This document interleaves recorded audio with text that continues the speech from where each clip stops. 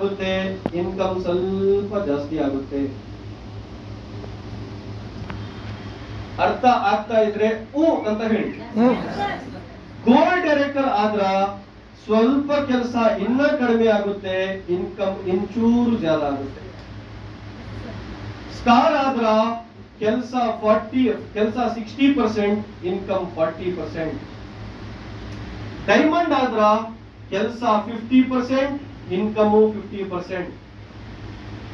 Crown ಆದ್ರ ಕೆಲಸ 40%, income 60%. ಯುಸಿಡಿ ಆದ್ರ ಕೆಲಸ 20%, ಇನ್ಕಮ್ 80%. ಡಬಲ್ ಕ್ರೌನ್ ಆದ್ರ ಕೆಲಸ 10%, ಇನ್ಕಮ್ 90%. ಡಿಯುಸಿಡಿ ಆದ್ರ ಬರೀ ಇಂಥವು ಟ್ರೈನಿಂಗ್ಗಳು ಮಾಡ್ತೀರಾ, 0% ಕೆಲಸ. ಓನ್ಲಿ 10ನೇ ತಾರೀಕಿಗೆ ರೋಕಡ ರೋಕಡ ರೋಕಡ ರೋಕಡ ರೋಕಡ.